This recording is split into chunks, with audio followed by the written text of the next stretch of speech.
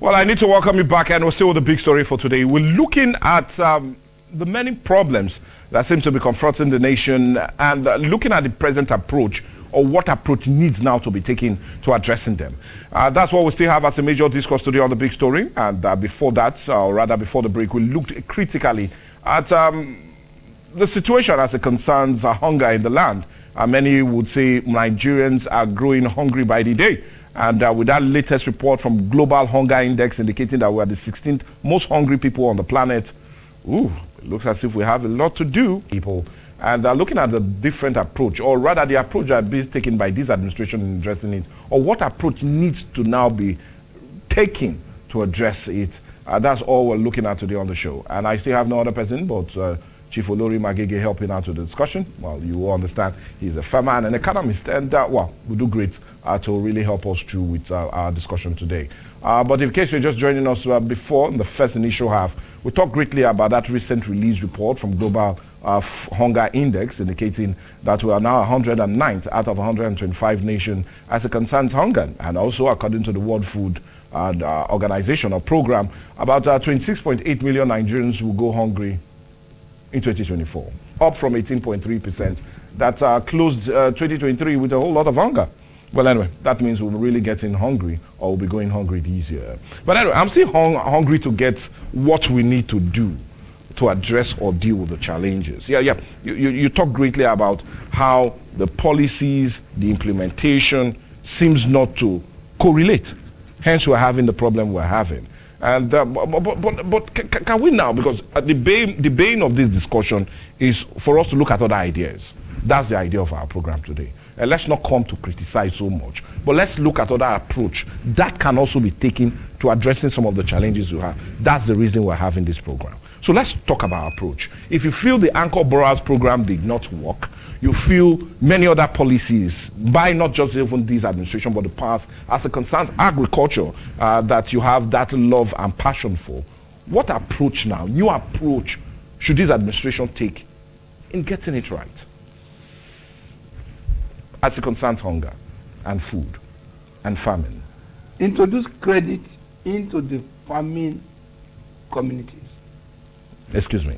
Introducing credit into agriculture. And what do you mean? This is what I mean. Right now, farming is by brawl. Okay. Physical work. Energy. Physical work. By hand. Something our forefathers practiced is what we are still practicing today. But farming has gone beyond that. Farming has become mechanized. Of course it has. What a one man sitting on a plow, mechanical plow, can do in 1 hour, a man with a machete cannot do it in a year. But the plow is very expensive. Yes, it is. In America, what did they do? They introduced credit. International Harvester, #1 company in the world that produces agricultural machineries, introduced credit. Farmer, I know you cannot pay. You don't have the cash to pay. Pay for one. I will give it to you. You pay me from the proceeds of your farm. So the farmer is happy because his job has been made easy. In Nigeria, such does not happen. One, our farms are too small.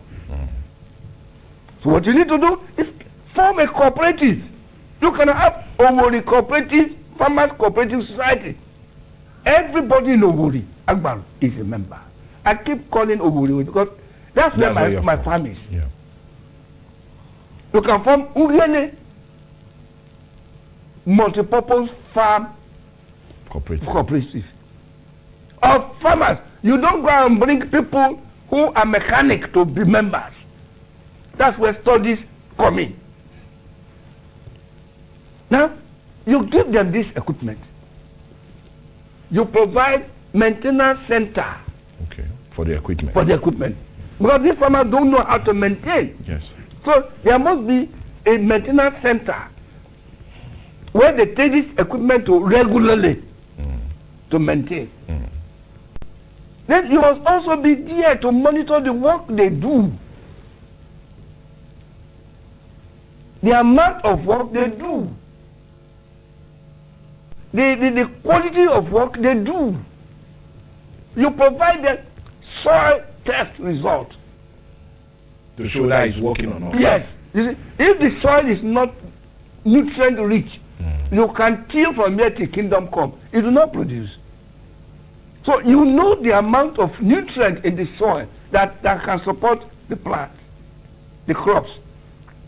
And when the nutrients are not there, you know what kind of fertilizer you provide for them. You don't wait for crops to fail before you now say, oh, apply fertilizer, apply. No. It's gone already. It's gone. So we are talking of a thoroughly dedicated staff to support that zone. Okay, now let's look at this grant you're talking of for credit. Should it be government driven or private, rather coming from the private sector? No, government should guarantee. Take for instance, okay, there is this solar company all over the place. They come to you, they say, we'll give you a solar equipment. Okay, yes. You charge your phone, there are two bulbs or three bulbs. Barbing salon, yeah, I cut my hair, yeah, he has it, yeah. You pay 1,000 naira, 1,500 a week. Yes. For a period of 1 year or something. And you're done with the payment. And the thing is yours. Yes. And they have a way to control your usage if you don't pay. Yes, yes. If you don't pay by remote, the thing won't work again. Yes. It is that kind of arrangement. All of a sudden, everybody is having it. Yes. I was shocked when it was my wife who introduced me to it. Wow. I said, what? How did you know? He said, the man came to me in the market and said, madam, why don't you put this one here? We'll give you a fan that will be blowing you instead of waiting for NEPA. And my wife bought it and she's very happy. The market is booming of the solar. Everybody is rushing to buy it.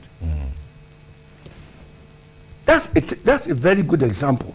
But here, the difference between that one and the one I'm talking about, government will guarantee. Okay. So if the farmers cannot pay, government will foot the bill rather than giving them stipends. Yes. And they will use it wrongly. Yes. And government it's easier to monitor how you are using the equipment than to monitor how you are spending 20,000 naira in your pocket. Yeah. You go down to the farm and you see what he's doing. Yes. Last year, a lot of fish farmers suffered losses because of flood. Yes. In a same country, there would have been a study carried out over the years to know when there is flood, what is the highest level of water. So you are going to that area to farm. Yeah. Government tells you there is a place, an office you go to. I said, where do you want to farm? He said, Olomoro. In his office. Oh, Olomoro, okay. The flood level in that place, the highest flood level that we've witnessed is 10 feet. So if you want to do farming in Olomoro, you must do embankment that is above 10 feet. To protect, to better protect yes, your farm. The free information that is available on demand. But such is not happening. Minister of Agriculture is not doing that. I don't know why they are not doing it. I don't know. It's not rock science. It's not rock science. Yeah. So, by the time we start doing this, then we are ready to address and to confront this hunger issue. It's not just sitting in Abuja and making pronouncements. 20 trillion, 30 trillion. That's not it.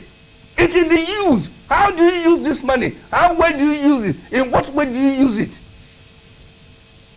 How do you monitor the usage? That's it. That is the problem. That's exactly the problem. Okay, well, anyway, it will not be any problem for us to further our discussion. We just talked about hunger, and that's number one present problem that seems to be confronting all Nigerians. But looking at that, we're talking about agriculture and how that seems to be the bane of our problem. But I want us to leave that and talk about another major one that's also making many Nigerians go hungry. And it's the issue of the Naira. In the last 8 months, the Naira has lost its value tremendously to almost 300%. And funny enough, just last week, it was indeed a very turbulent one for the Naira. It closed around 1,435 Naira to a dollar. And funny enough, this is even at the parallel market. It even went low to 1,500 at even the open market. That's how it is. And this is even after the CBN introduced some very important policies just last week here. Like the 24 hours they gave commercial banks to offload the excess dollars they have.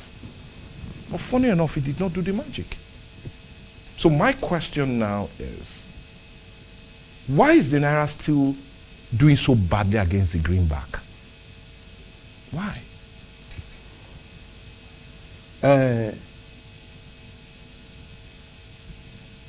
Not be today, yesterday for back home. Yeah. The problem didn't start today. In 1989-90, Professor Pat Utomi, then Dr. Pat Utomi, my very good friend,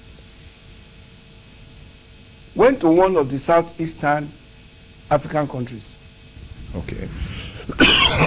Way back then. Yes. And he came back to Nigeria to say that the car, our price of cars, Peugeot, then Peugeot 505, 505, yeah, GL, SR, were ridiculously low. Unreasonably low. Untenably low. That in the country he visited, it takes a worker, a graduate worker, a fresh graduate worker from university, about 15 years to save money to buy a car. But Nigeria is not. How much was a 504 that time? 5,000 naira. The Western press, the Western, I'm not talking of, when I say West. Yeah, I'm talking the Midwest. Yes, Lagos press. Ate him raw.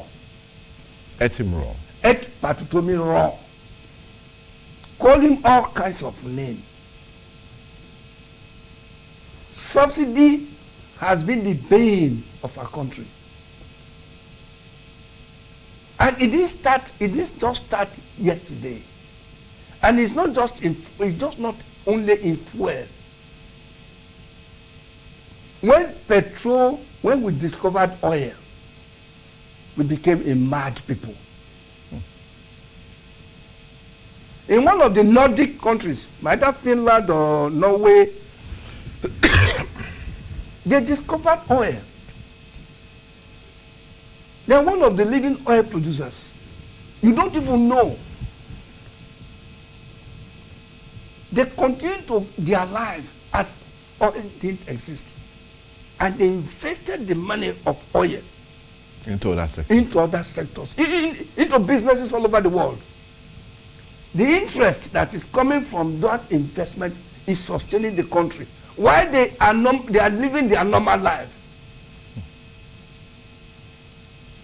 We are a country of mad people. Well, that would be too harsh on us. No, let me tell you. No, my brother, listen. What does a minister or a senator want 130 million car for? What does he want? You say Naira is falling, Naira is falling, Naira is falling. It's because we are spending the Naira that is available on things that we don't need. A senator is comfortable sitting in a car worth 130 million. And you ask him, he said, well, the roads are bad. So he needs a car that can withstand the terrain. Huh? We're normal. We're not normal. In America, how many people buy houses, own their houses? Mortgage. Yes. Back to the credit thing that I said earlier on. Yes, yes. Quite right. He's a multi-millionaire, dollar multi-millionaire that lives in a block house in America. It's all wooden houses that you live in. But they so perfected it that when you are living in the wooden house, you are so comfortable. But here, the moment Quest Television increases your salary to 1 million naira a month, the first thing you are going to do is to buy a Jeep. A Jeep of 135 million. Because you want to show off. You want to, this is a country of showing off. You've arrived. You are a big guy. An Indian once said to me, why do you guys live big lives? Why are you not humble people? So when you talk of Naira, you are talking of a people who live beyond their means. We live beyond our means. We eat food, and what is left of the meal is sufficient to feed 4 or 5 persons. We now go and throw that away. We waste food. Go to a restaurant and see a Nigerian. If you go to those restaurants around Otobudu and see how a Nigerian is, he will order for food. Fresh fish, bush meat, 2 bottles of Coke by the side. And then he will sit down and he will eat and eat and eat, and half of the food he won't finish just to show up, to impress somebody. We are a wasteful nation. And until we address that as a systemic problem with us, individual, it's an individual thing. Naira will not climb. Naira will not climb. So let's not look at Naira as if it is a government issue. It is our problem. My problem, your problem. If an adire is there, no matter how beautiful that adire is, I want to go and buy imported. Yeah, I think there's one material from one of these West African countries. I forgot the name of it. They call it Lebanese silk. You wear it like down. You put a card that is so ridiculous, but so expensive. We go to Italy and buy expensive shoes and bring that here. Now you don't think of how that impacts the Naira. What is wrong with the shoe that is sewn at Otowodo Junction? Is it not to protect your leg? We buy belt until it carries that special logo on the belt that is made in Italy or made in Czech Republic. We don't know where Czech Republic is. And then when we are working, we want to raise our shirt up so they can see the knuckle of the belt. Hence I said, are we not a mad people? Are we not a mad people? And that is the problem. It's in us. Naira falling or climbing is in us. And it starts from the man below to the man top. Like the woman who went and closed Grenada down for her 50th birthday with over 1 billion naira. Over 1 billion naira. Do they spend naira in Grenada? It's foreign exchange. And the governor went to that party. Grenada is in Caribbean. Very close to Jamaica. A woman in Lagos. Nobody asks what she does. Maybe she is a drug pusher. Nobody knows. She's not in government. Where did she get 1 billion naira to go and blow in Grenada? Not Canada, Grenada. And then you say, Naira is falling. Look, we know the problem. We lack the political will to deal with the problem. To do it. Okay, I would like that will for us to go on a break now, and we'll come back and have more discussion. Well, in case you're joining us, well, you're really having a lot as it concerns the present challenges we seem to be facing, and well, looking at the approach we are taking, could be the reason we're feeling the pinch already. Well, let's go on a break.